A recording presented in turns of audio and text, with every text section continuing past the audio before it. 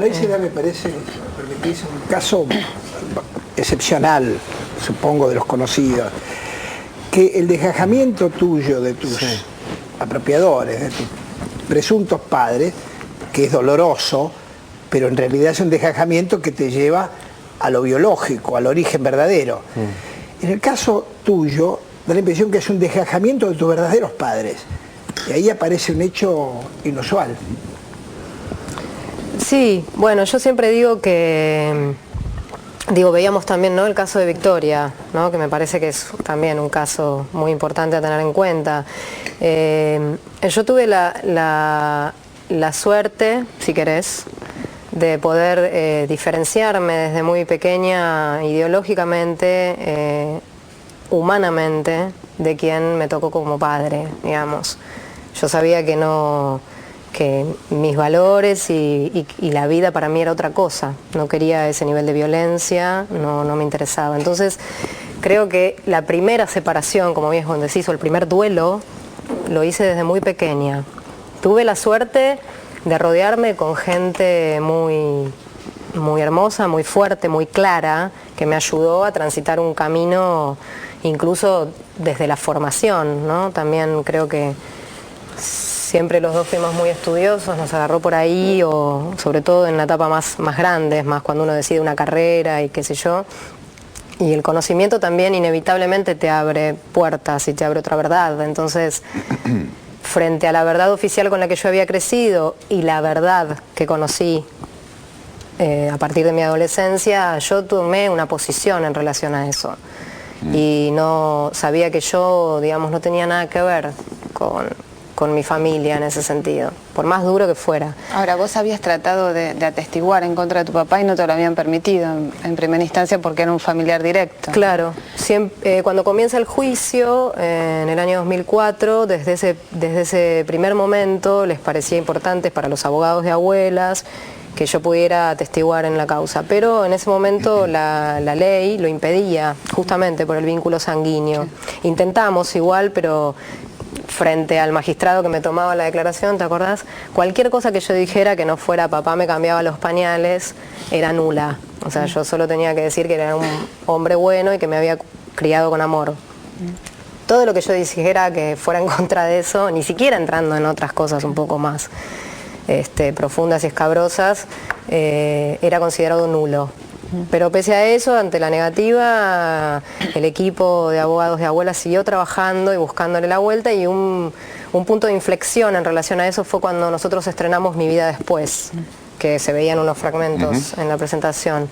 Entonces ahí, cuando se estrenó la obra, uno de los primeros en venir a verlo fue en el equipo de abogados y dijeron, vamos a usar esto como un nuevo argumento. Preparamos un escrito. Por lo público, ¿no? Claro, porque yo estaba dando, digamos, un testimonio, si querés, público, tanto acá como en el mundo, porque con la obra viajamos por todos lados, y presentamos un escrito, y eso fue a fines del 2009, creo, sí, fines del 2009, y al mes teníamos el fallo de la Cámara autorizando. Ahora el martes se va a leer la sentencia seguramente. Sí. Digamos, alrededor de esta sentencia es que se ordenó la detención de Falco esto es lo que ordenó Silvina Ecuría, por miedo a que se fugue.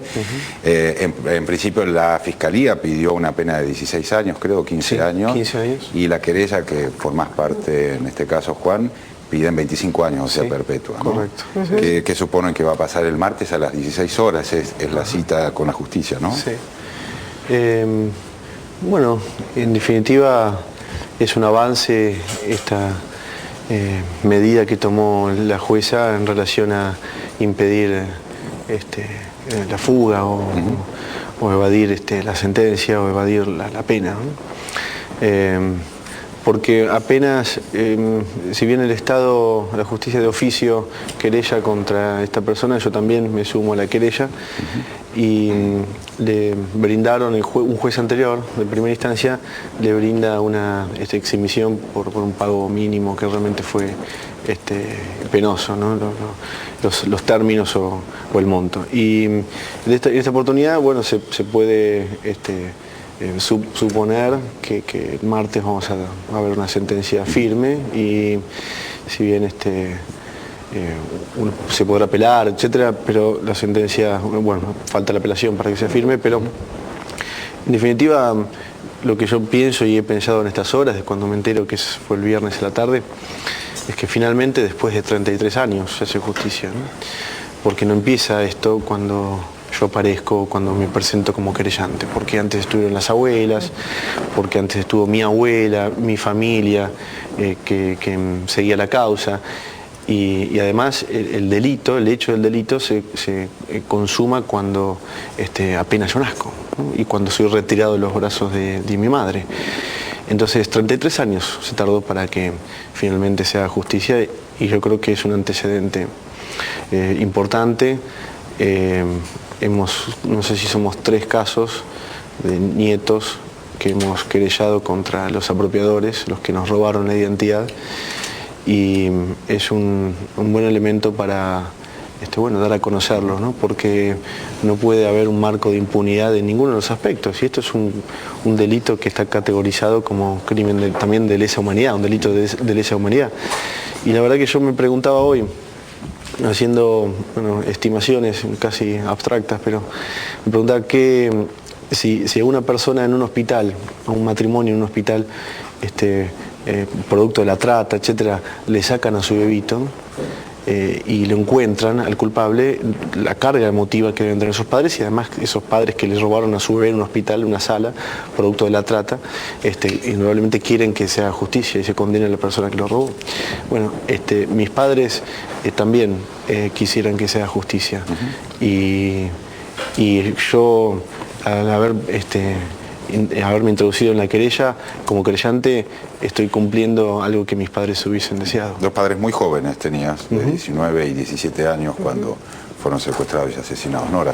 Sí, no, le quería preguntar a los dos, y a Vanina particularmente, vos declaraste alguna vez que en una entrevista que cuando una de las discusiones que tuviste, que desencadenó en que te fueras de la casa de tus padres, Falco te había dicho que él sabía lo que significaba que alguien le suplique. ¿Ustedes piensan que él tenía un rol activo en los campos clandestinos, más allá de haberse apropiado de Juan?